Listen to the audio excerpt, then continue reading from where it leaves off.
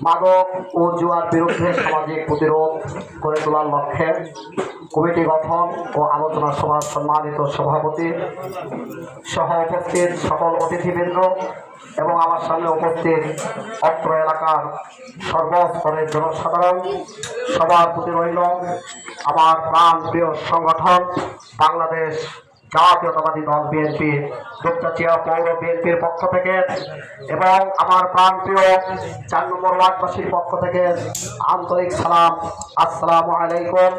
অন্যান্য জাতির প্রতি রইল শুভেচ্ছা ও আদাব।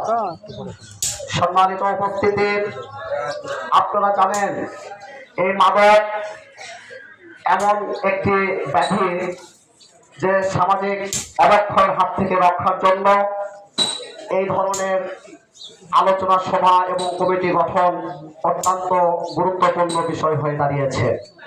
আজকে এই দুপচাঁচিয়া উপজেলার মধ্যে মাদকের যে বিস্তার, আমি আমার নিজের এলাকার উদাহরণ দিয়ে আমি একটি কথা বলতে চাই। আমার একটি ছোট ভাই সে মাদকের সঙ্গে সংযুক্ত ছিল। আমি তৎকালীন ওসি হাসান মহোদয় সাহেবের সহযোগিতা নিয়ে এবং ওসি আবুল কালাম, উনি যাওয়ার পর যে ওসি মহোদয় এসেছিলেন ওসি আবুল কালাম আজাদ, ওনাদের সহযোগিতা নিয়ে আমি তাকে বেশ কয়েকবার গ্রেপ্তার করাই। তারপর সে বুঝতে পারে যে হ্যাঁ আমি তাকে গ্রেপ্তার করিয়েছি এবং সে আসার পর দেখা যায় যে আমাকে সে এরকম বিভিন্নভাবে গালিগালাজ করে হুমকি দেয় এবং চাকু স্টেপ করার কথা বলে। আমি তাৎক্ষণিক সেই দিনে আবার ওসি সাহেবকে বলে তাকে পুনরায় আবার গ্রেপ্তার করায়।